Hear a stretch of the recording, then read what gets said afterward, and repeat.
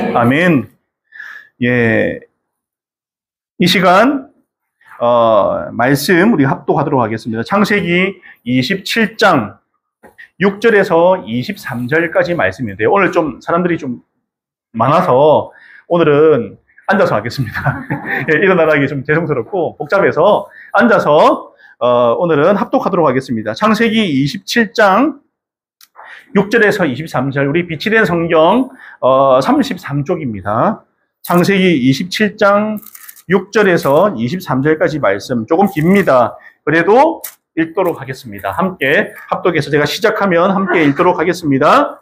시작. 리브가는 아들 야곱에게 말하였다. 얘야, 나 좀 보자. 너의 아버지가 너의 형에게 하는 말을 내가 들었다. 사냥을 해다가 별미를 만들어서 아버지께 가져오라고 하시면서 그것을 잡수시고 돌아가시기 전에 주님 앞에서 너의 형에게 축복하겠다고 하시더라. 그러니 얘야, 너의 어머니가 하는 말을 잘 듣고 시키는 대로 하여라. 염소가 있는 데로 가서 어린 것으로 통통한 놈 2마리만 나에게 끌고 오너라. 너의 아버지가 어떤 것을 좋아하시는지 내가 잘 아니까 아버지가 잡수실 별미를 만들어 줄 터이니 너는 그것을 아버지께 가져다 드려라. 그러면 아버지가 그것을 잡수시고서 돌아가시기 전에 너에게 축복하여 주실 것이다. 야곱이 어머니 리브가에게 말하였다. 형 에서는 털이 많은 사람이고 나는 이렇게 피부가 매끈한 사람인데 아버지께서 만져보시면 어떻게 되겠습니까? 아버지를 속인 채로 축복은커녕 오히려 저주를 받을 것이 아닙니까? 어머니가 아들에게 말하였다. 아들아, 저주는 이 어미가 받으마. 내가 시키는 대로 하여라. 가서 2마리를 끌고 오너라. 그가 가서 2마리를 붙잡아서 어머니에게 끌고 오니 그의 어머니가 그것으로 아버지의 입맛에 맞게 별미를 만들었다. 그런 다음에 리브가는 자기가 집에 잘 간직하여 둔 맏아들 에서의 옷 가운데 가장 좋은 것을 꺼내어 작은 아들 야곱에게 입혔다. 리브가는 염소 새끼 가죽을 야곱의 매끈한 손과 목덜미에 둘러주고 나서 자기가 마련한 별미와 빵을 아들 야곱에게 들려주었다. 야곱이 아버지에게 가서 아버지 하고 불렀다. 그러자 이삭이 나 여기 있다. 아들아 너는 누구냐 하고 물었다. 야곱이 아버지에게 말하였다. 저는 아버지의 맏아들 에서입니다. 아버지께서 말씀하신 그대로 하였습니다. 이제 일어나 앉으셔서 제가 사냥하여 온 고기를 잡수시고 저에게 마음껏 축복하여 주시기 바랍니다. 이삭이 아들에게 물었다. 얘야, 어떻게 그렇게 빨리 사냥거리를 찾았느냐? 야곱이 대답하였다. 아버지께서 섬기시는 주 하나님이 일이 잘 되게 저를 도와주셨습니다. 이삭이 야곱에게 말하였다. 얘야, 내가 너를 좀 만져볼 수 있게 이리 가까이 오너라. 네가 정말로 나의 아들 에서인지 좀 알아보아야겠다. 야곱이 아버지 이삭에게 가까이 가니 이삭이 아들을 만져보고서 중얼거렸다. 목소리는 야곱의 목소리인데 손은 에서의 손이로구나.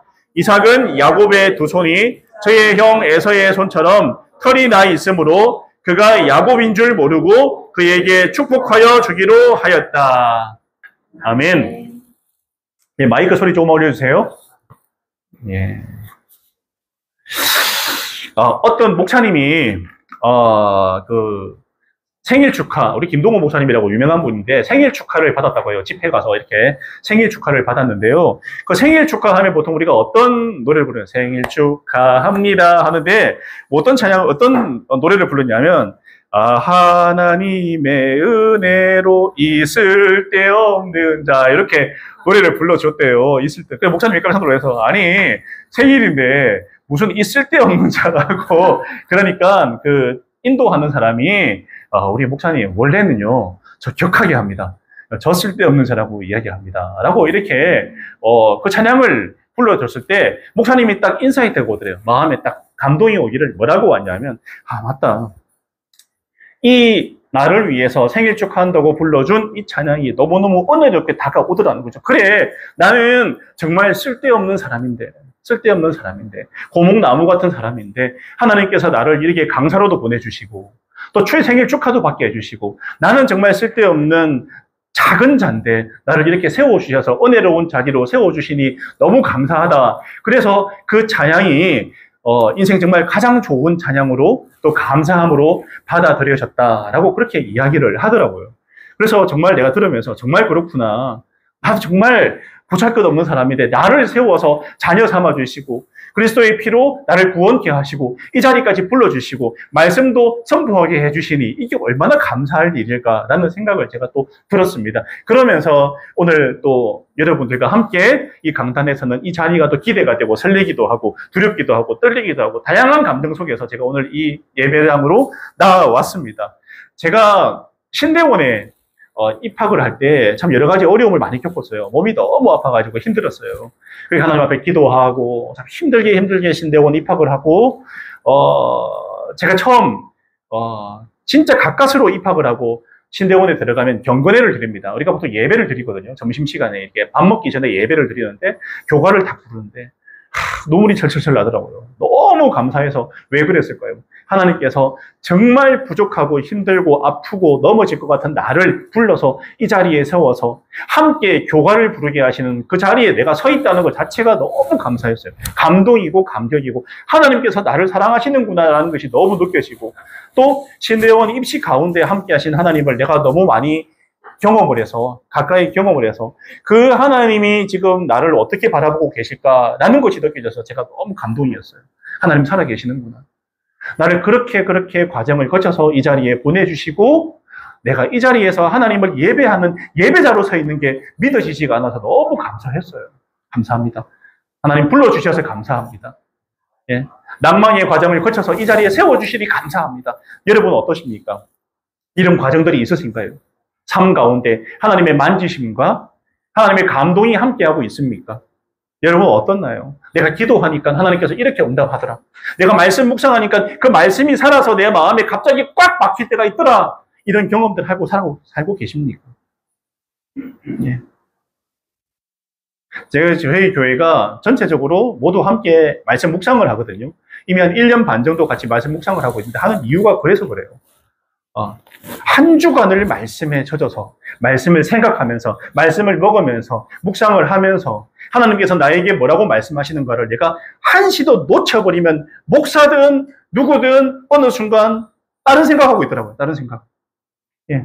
참 생각이 들어와요. 하나님이 아닌 생각 속에 내가 사로잡혀 있고 하나님이 아는데 내가 마음을 뺏기고 하나님이 아닌 다른 방식, 세상 방식에 왔다 갔다 하는 것을 경험하게 되는 게 목사도 마찬가지예요.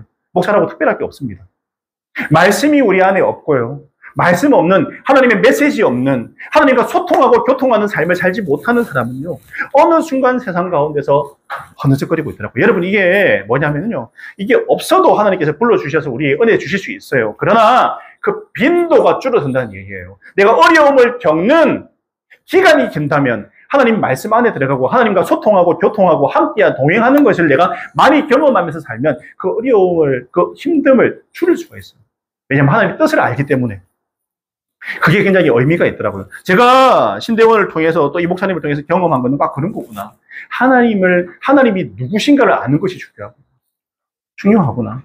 내가 어떠한 상황 가운데서도 함께 하시는 하나님이시구나. 그래서 제가 여러분께 말씀드리고 싶은 것은 믿음 생활, 신앙 생활에서 가장 중요한 게 무엇인가? 예. 우리 성도들은 다 알고 있어요. 제가 하도 떠들어가지고 다 알고 계신데 가장 중요한 게 뭡니까? 관계다. 어떤 관계요? 하나님과의 관계예요. 하나님과의 관계가 되지 않으면 신앙생활 가운데 우리가 특별한 은혜를 누릴 수가 없어요. 하나님과의 관계, 이웃과의 관계라고. 하나님 사랑, 이웃과의 사랑은 하나님과의 관계, 첫 번째, 그것이 우선이 되어야 됩니다. 그것이 되면 이웃과의 관계, 내 주변의 문제도 풀리게 되어 있어요. 모든 것이 하나님과의 관계 가운데에서 오는 문제들이더라고요. 이게 막혀있고, 이게 답답하고, 이게 제대로 되지 않고, 내가 은혜 자리에 나와 있지 않으면 어느 순간, 제가 아까 말씀드렸듯이 엉뚱한 행동들을 하고 있더라고요. 엉뚱한 생각을 하고 있고, 성도답지 못한 생각을 하고 있고, 어느 순간 내가 누군가를 미워하고 있더라고요. 예. 누군가를 시기하고 있더라고요. 아, 이거 아니구나. 내가 완전히 지금 잘못된 길로 접어들었구나. 제가 스스로 깨닫고 하나님 앞에 엎드렸어요. 죄송합니다, 하나님. 제가 그 누군가를 미워하고 있네요. 제 마음에 누군가를 시기하는 마음이 있네요, 하나님. 저는 뭡니까? 말씀을 통해서 말씀하시더라고요. 그래서 관계가 굉장히 중요해요. 이 관계를 절대로 놓쳐서는 안 됩니다. 하나님과의 소통이 일어나고 하나님을 경험하는 관계가 내 삶에 지속적으로 계속 일어날 때 그 관계를 기반으로 내 주변 상황이 변하고 내 주변 상황에서 하나님께서 어떤 분인가를 우리가 깨닫게 되더라고요. 그 관계가 될 때 그렇게 되더라고요. 그래서 우리가 하나님과의 관계가 잘 될 때 예배를 드리면 어떻습니까? 예배를 드리면 어떨까요? 내가 한 주간 정말 하나님과의 관계를 잘 맺으면서 목사님 말씀을 듣고 교회에 나와서 예배를 할 때 그 감격은 이루 말할 수가 없어요.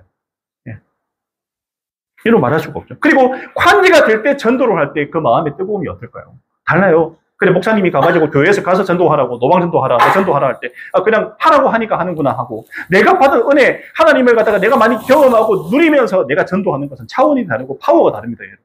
달라요, 전혀. 다르다고. 모두가 하나님과의 관계에서 나오더라는 거예요. 그 관계가 평소에 얼마나 잘 맺어져 있는가가 굉장히 중요합니다. 오늘 말씀을 제가 읽어보다가 참 다양한 방법으로 관점에서 볼 수가 있는데, 오늘 말씀을 제가 보다가, 하나님과의 관계에 실패하면 하나님 중심이 아닐 때 오는 문제에 대한 이야기구나라는 걸 제가 발견하게 됐어요. 나의 삶이 하나님 중심이 아닐 때 어떤 심각한 문제가 오는가?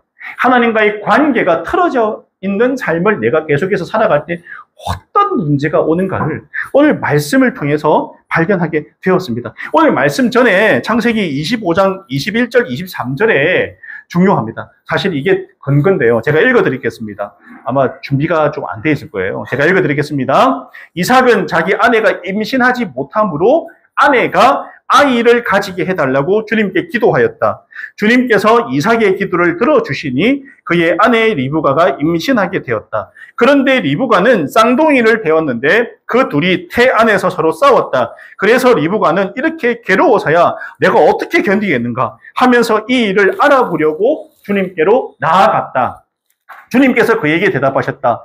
두 민족이 너의 태 안에 들어있다. 너의 태 안에서 두 백성이 나뉠 것이다. 한 백성이 다른 백성보다 강할 것이다. 형이 동생을 섬길 것이다. 이러면 어떻습니까? 임신했어요. 근데 이건 당연한 겁니다. 왜냐하면 하나님께서 아브라함을 통해서 하늘의 별처럼 땅의 모래알처럼 너의 백성을, 민족을 이루게 해주실 거라고 민족에 대한 약속을 주셨고, 아브라함이 복의 근원이 되고 아브라함을 통해서 이삭과 야곱과 그의 자손들에게 은혜를 주시겠다고 약속을 하셨잖아요. 하나님의 약속은 불변이거든요. 변하지 않거든요.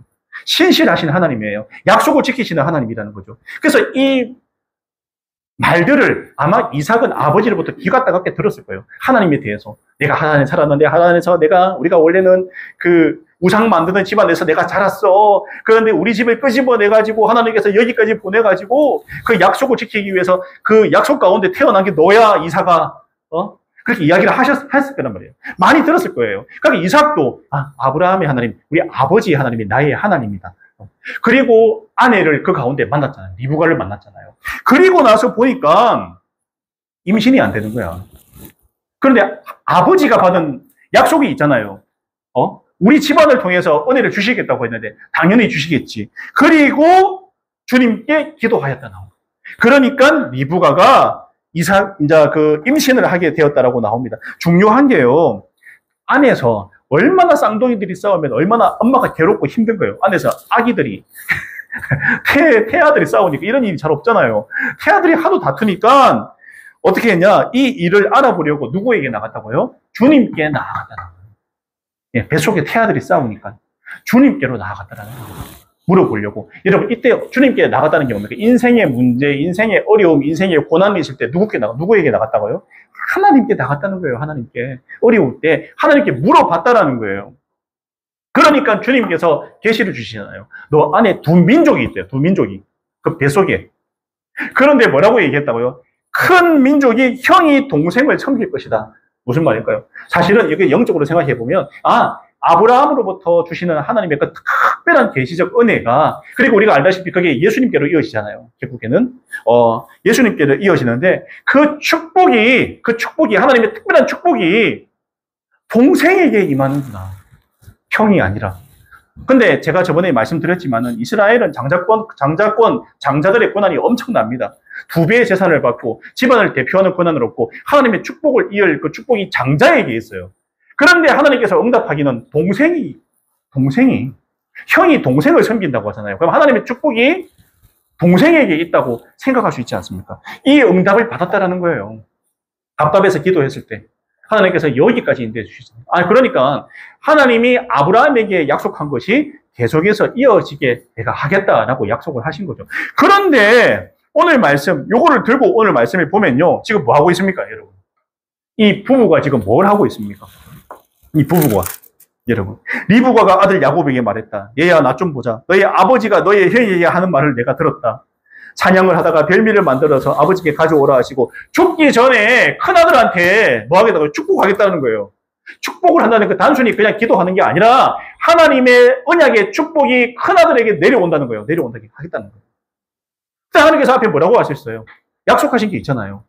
예. 태의 안에 있을 때 이미 계시를 해 주셨어요. 동생에게 야곱에게 하나님의 은혜가 내려갈 거라고 말씀을 해 주셨어요. 그러니까 하나님께 핀트가 맞춰져 있고 초점이 맞춰져 있으면서 키울 때 그렇게 볼 수가 있잖아요. 그렇다고 큰아들을 편애하라 이게 아니에요. 똑같이 키우되 하나님의 은혜가 동생이라고 했는데 그러면 하나님께서 어떻게 역사하시는 걸 지켜봐야 되겠다. 인간적인 힘을 동원해가지고 내가 아들 편애를 하고 하나님이 둘째에게 복을 준다 했으니까 둘째에게 밥 2공기 주고 맛있는 거 주고 좋은 옷 입히고 그게 아니라는 거예요.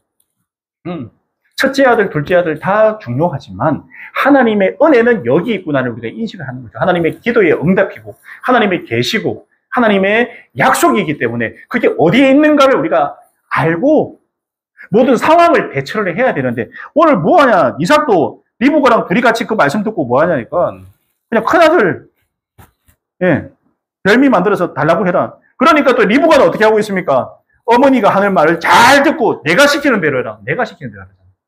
하나님이 시키는 대로가 아니라 내가 시키는 대로 하라고 해요. 야곱에게.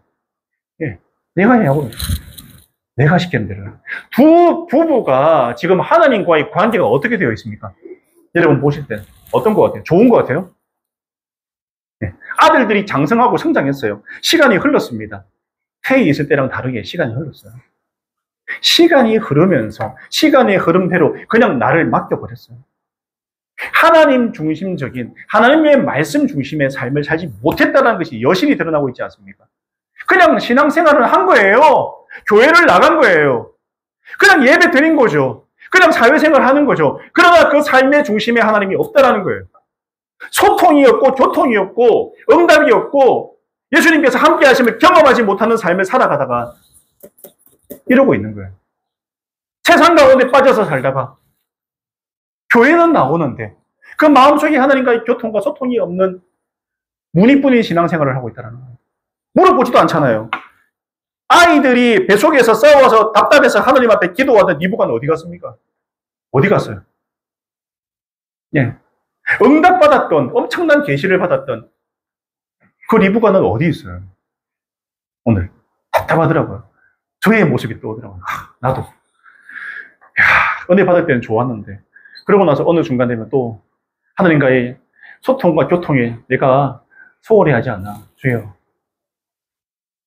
그런 생각이 들더라고요. 여러분 어떻습니까? 어떤 삶을 살고 계신가요? 어떤 하루하루를 살고 계십니까? 거짓말이 거짓말을 낳습니다. 오늘 사기를 친 거잖아요. 뭐라고 말하냐 하면 아버지께서 나를 만져보면 어떻게 될까요? 아버지를 속인 죄로 축복은커녕 오히려 저주를 받을 것이 아닙니까? 아버지를 속인 죄가 아니고요. 하나님과의 관계가 틀어져서 생긴 문제죠. 핀트가 잘못됐어요. 하나님을 두려워해야죠. 하나님을 두려워해야죠. 아버지가 두려워서 될 일이에요. 아버지가 두려워서. 어머니가 아들에게 말했습니다. 아들아, 저주는 이 어미가 받으마. 내가 시키는 대로 해라. 가서 2마리를 끌고 오너라. 어떻게 해서든 둘째 아들에게 몰아주려고 저주는 내가 받을게. 엇나간 부모의 사랑이에요. 엇나간 부모의 사랑. 하나님께서 나에게 약속하신 게 있어, 야곱아. 네가 어릴 때 엄마 뱃속에 있을 때 하나님께서 나에게 응답 주신 게 있어. 하나님께서 어떻게 역사하실지 나는 잘 몰라. 너를 통해서 어떻게 일할지 나는 모르지만 하나님께 맡겨보자. 하나님께서 일하실 거야. 우리가 뭔가 하려고 하지 말고 우리는 다만 하나님께 예배하고 예배자로 하나님을 의지하고 하나님과의 관계에 힘쓰는 그런 모습을 하나님께 보여드리자. 어차피 하나님께서 약속하셨잖아. 믿고 한번 나가보자. 내가 엄마가 너무 미안해.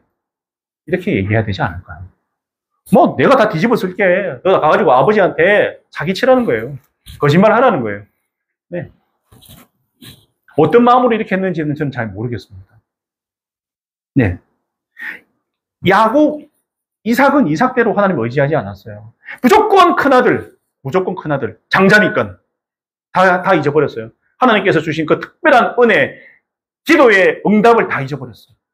일부가는 리부가대로 자기 마음대로 하나님 없이 결정하고 마음대로 내가 책임질게. 네가 알아서 해.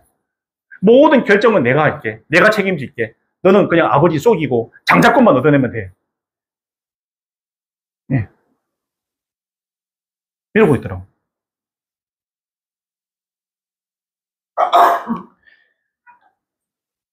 그리고 나서 그 다음 여러분 스토리 알고 있잖아요.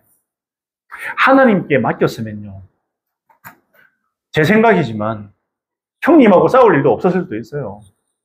그냥 그 집안에 있다가 하나님께서 상황을 만들어 주셔서 자연스럽게 그 집안의 축복권을 야곱이 가져가 주셨지만 이 거짓말 때문에 그 뒤에 스토리가 어떻게 됩니까? 도망치잖아요. 하란으로. 삼촌 나반한테 도망치잖아요. 예. 결국에는 이런 거짓된 선택을 하고 잘못된 상황을 만드니까 삼촌 집으로 도망쳐서 결국 나중에 120년 돼서 이집트 왕 파라오 앞에 와서 뭐라고 합니까? 험악한 세월을 살았다고 이야기하잖아요. 본인 스스로. 무슨 말입니까? 험악한 세월은 하나님 없이 내가 주인 되어서 내 마음대로 결정하고 하나님과의 관계가 무너지는 그런 삶을 내가 내 마음대로 살다가 내가 여기까지 왔다고 스스로 고백하죠. 그때는 물론 제가 많은 실수를 했습니다라고 고백을 하죠. 알죠? 그런데 대신에 그 전에 하나님 중심으로 살지 못한 그 대가는 많이 치러야 했어요. 본인의 어려움, 고난을 많이 겪었잖아요. 여러분, 우리는 어떻습니까? 예수 그리스도로 십자가로 보혈로 구원받은 하나님의 백성들이잖아요. 여러분. 참 감사한 거는요. 잘못을 하고 엄마하고 이런 하나님 관계가 틀어져가지고 이런 문제를 일으키고 하란으로 도망쳤지만 어떻습니까? 하나님께서 거기서 야곱을 버리셨나요? 아니에요. 그 숱한 잘못을 하고 험악한 세월을 살았지만 그럼에도 불구하고 하나님께서 하란에 간 그 야곱을 그 잘못된 선택을 한 야곱을 거기서 아내도 만나게 해주시고 다시 고향으로 불러가지고 또 하나님의 축복을 이어가도록 해주시잖아요. 여러분, 하나님이 어떤 상황에서도 우리를 저버리시지 않는다. 대신에 우리가 잘못된 선택과 하나님과의 관계가 잘못되어 있는 삶을 산다면 삶 가운데 어려움을 겪을 수 있다는 거예요. 어려움을 겪을 수가 있습니다. 뺑 돌아온다 얘기를 많이 하잖아요. 목사님들. 뺑 돌아올 수 있어요. 또 하나님 은혜 가운데 있고 관계가 잘 맺어져 있을 때 하나님으로부터 누릴 수 있는 그런 은혜들을 그 순간순간 많이 놓칠 수 있다는 거죠. 약간 말씀드리지만 여러분 어떻게 살고 계십니까? 은혜 가운데 살고 계신가요? 관계를 잘 맺고 살고 계십니까? 어떻습니까? 이거는 제가 성경 공부 열심히 해라 이런 얘기 아니에요. 여러분, 순간순간, 예. 하나님과 가까이 하기 위한 나의 두드림이 있어야 됩니다. 예. 예수님께서 뭐라고 하셨어요? 내가 문 밖에 서서 두드리노니 누구든지 마음의 문을 열고 나를 받아들이면 내가 그와 함께 먹고 마시고 살겠다고 하시잖아요. 여러분, 우리에게 거기에 있어야 돼요. 예수님께서 우리에게 항상 두드리세요. 예. 우리가 예수님 영접했지만 두드리세요. 네가 어떻게 살고 있니? 너 오늘 삶은 어떻니? 지난주는 어떻니? 괜찮아? 라고 우리에게 계속해서 말씀을 통해서 또 찬양을 통해서 기도를 통해서 물어보실 때 여러분들은 뭐라고 대답하시겠습니까? 예, 예수님, 제가 험악한 세월을 살았습니다. 그러나 다시 돌이킬게요. 하나님께로 돌이킬게요. 하나님 들어오셔서 저와 함께 해주세요. 도와주세요. 아니면 그냥 좀 내버려 두세요. 너 귀찮아요. 저 그냥 지금 너무 힘들고 아무도 나한테 싫은 소리 안 하면 좋겠고 그냥 내 마음대로 살면 좋겠어요. 저 그냥 내버려 두세요. 예수님. 그러고 있습니다. 저한테 신경 끄세요. 감사한 거는 그래도 여러분들을 사랑하신다는 거죠. 우리를 사랑한다는 거예요. 우리가 그래도 대신에 그것 때문에 오는 그 어려움과 고난은 여러분들의 몫이에요. 우리 몫이에요. 선택 잘못해서 오는 그 고난은요, 남 탈 것도 없고 사탄 탓할 것도 없고요. 우리 실수예요, 우리 실수. 우리가 잘못 선택하고 우리가 은혜의 자리에 서지 못해서 오는 그 잘못들이 있다는 거죠. 여러분, 그러나 오늘 말씀을 통해서 알 수 있는 것은 우리는 그런 선택의 순간에 오늘 리브가가 이 선택의 순간에서 하나님의 뜻을 구하고 그 자리에 섰으면, 그 은혜의 자리에 섰으면 오늘 이런 고난, 그 이후에 오는 고난을 당하지 않을 수도 있었을 거라 생각합니다. 예. 어차피 하나님의 뜻은 이루어지니까, 이어지니까, 예수님까지 이어지니까 내가 그 자리에 있구나. 여러분 생각하세요. 우리는 반드시 은혜의 자리에 서시기를 바랍니다. 아멘. 아멘. 예. 그리고 내가 냄대하는 자리 말고요. 예수님과의 관계를 잘 맺으면서 그 자리에 서시기를 바랍니다. 그럴 때 하나님께서 여러분들을 더 수월하게 인도해 주시겠어요. 아니면 목덜미 끌고 가야 되잖아요. 목덜미 끌고 가셔야 되잖아요. 그냥 오라고 하면 오세요. 그냥 하나님 이리 와 하면 이리 오세요. 아니면 목덜미 갖고 멱살 잡고 끌고 가는 그런 인생 피곤하고 힘들어요. 그냥 하나님께 제 몸 던질게요. 던져버리세요. 그럼 알아서 잘 이렇게 이끌어 주실 거라고 믿습니다. 하나님 인격적인 분이세요. 물어보세요. 우리 로봇 아니잖아요. 강제로 너는 1+1은 2다 이런 식으로 하지 않으세요. 예? 1을 입력하고 1을 입력하면 2가 돼야 된다. 이게 아니고 우리들의 선택을 맡기세요. 인격적인 하나님께서요. 여러분 믿음으로 선택하시고 은혜의 자리로 선택하시고 하나님께서 어떻게 나의 은혜를 보실지 기대하면서 말씀 중심으로 살아가시기를 바랍니다. 아멘. 예, 그럴 때 또 여러분들은 삶 가운데 함께 하시는 하나님을 더 크게 느끼게 되시리라고 믿습니다. 저는 말씀 생각하면서 잠시 기도하도록 하겠습니다. 하나님 중심이 아닐 때 참 많은 고난과 어려움을 겪는 것을 보게 됩니다. 여러분 오늘 이삭과 리브가로 우리가 이야기했지만 이 모습이 나의 모습이 아닐까 싶습니다. 예수님 도와주세요. 제가 정말 하나님 중심으로 살고 싶은데 제 속에 있는 쓴뿌리가 있고 나의 고집이 있고 나의 이런 생각들이 나를 사로잡고 있어서 정말 하나님 아닌 선택을 할 때가 너무 많습니다. 하나님 다시 하나님께로 나의 관심과 마음을 집중하기를 바랍니다. 예수님 중심으로 살기를 바랍니다. 이 시간 다시 한번 우리가 마음을 모아서 기도하도록 하겠습니다.